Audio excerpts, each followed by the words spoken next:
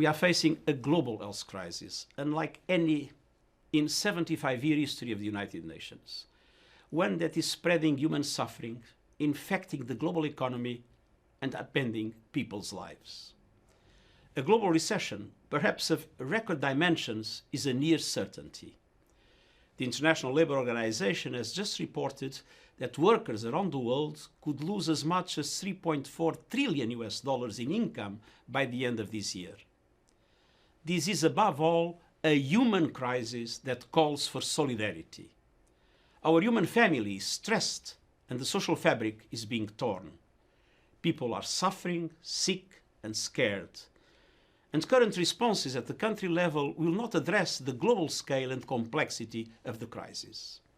This is a moment that demands coordinated, decisive and innovative policy action from the world's leading economies. We must recognize that the poorest and most vulnerable, especially women, will be the hardest hit. I welcome the decision by G20 leaders to convene an emergency summit next week to respond to the epic challenges posed by the COVID-19 pandemic, and I look forward to taking part. My central message is clear. We are in an unprecedented situation and the normal rules no longer apply. We cannot resort to the usual tools in such unusual times.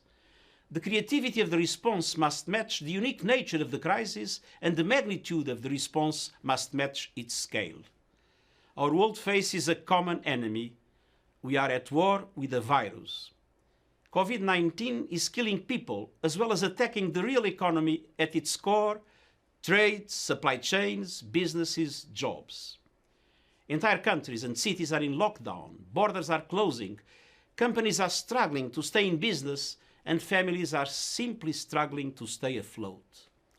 But in managing this crisis, we also have a unique opportunity. Done right, we can steer the recovery towards a more sustainable and inclusive path.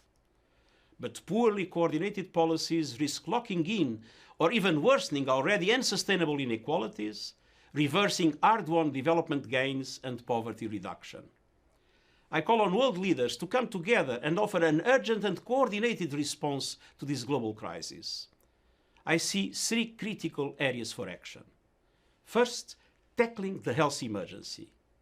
Many countries have exceeded the capacity to care for even mild cases in dedicated health facilities, with many unable to respond to the enormous needs of the elderly. Even in the wealthiest countries, we see health systems buckling under pressure. Health spending must be scaled up right away to meet urgent needs and the surge in demand, expanding testing, bolstering facilities, supporting healthcare workers, and ensuring adequate supplies with full respect for human rights and without stigma. It has been proven that the virus can be contained. It must be contained. If we let the virus spread like wildfire, especially in the most vulnerable regions of the world, it would kill millions of people. As we need to immediately move away from a situation where each country is undertaking its own health strategies to one that ensures in full transparency a coordinated global response, including helping countries that are less prepared to tackle the crisis. Governments must give the strongest support to the multilateral effort to fight the virus, led by the World Health Organization, whose appeals must be fully met. The health catastrophe makes clear that we are only as strong as the weakest health system.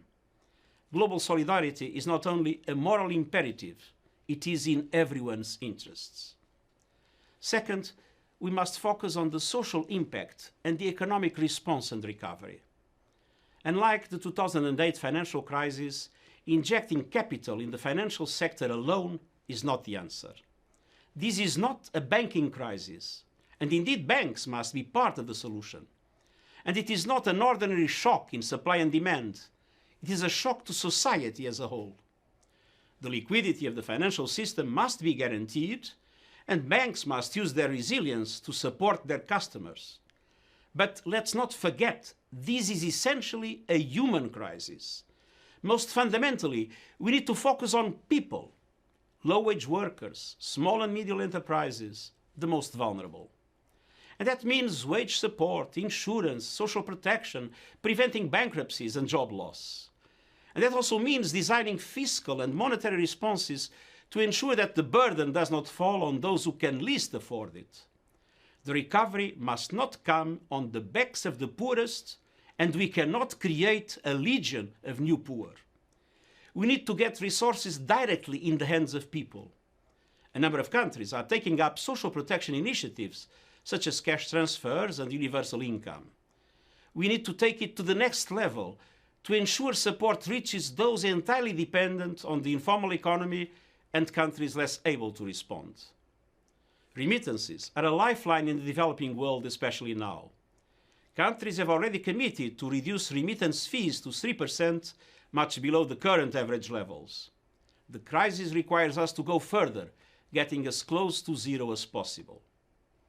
In addition, G20 leaders have taken steps to protect their own citizens and economies by waiving interest payments. We must apply the same logic to the most vulnerable countries in our global village and alleviate their debt burden. Across the board, we need a commitment to ensure adequate financial facilities to support countries in difficulties. The IMF, the World Bank, and other international financial institutions play a key role. The private sector is essential in creating investment opportunities and protecting jobs. And we must refrain from the temptation of resorting to protectionism. This is the time to dismantle trade barriers and re-establish supply chains. Looking at the broader picture, disruptions to society are having a profound impact. We must address the effects of this crisis on women. The world's women are disproportionately carrying the burden at home and in the wider economy.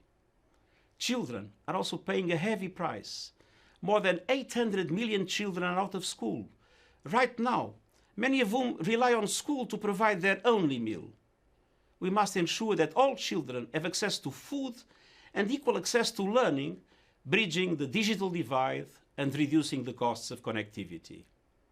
As people's lives are disrupted, isolated, and upturned, we must prevent this pandemic from turning into a crisis of mental health, and young people will be most at risk.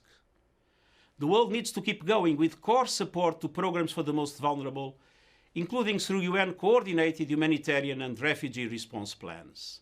Humanitarian needs must not be sacrificed. Third and finally, we have a responsibility to recover better. The 2008 financial crisis demonstrated clearly that countries with robust social protection systems suffered the least and recovered most quickly from its impact. We must ensure that lessons are learned and that this crisis provides a watershed moment for health emergency preparedness and for investment in critical 21st century public services and the effective delivery of global public goods. We have a framework for action, the 2030 Agenda for Sustainable Development and the Paris Agreement on Climate Change. We must keep our promises for people and planet. The United Nations and our global network of country offices will support all governments to ensure that the global economy and the people we serve emerge stronger from this crisis.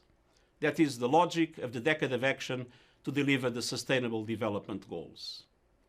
More than ever before, we need solidarity, hope, and the political will to see this crisis through together. Thank you.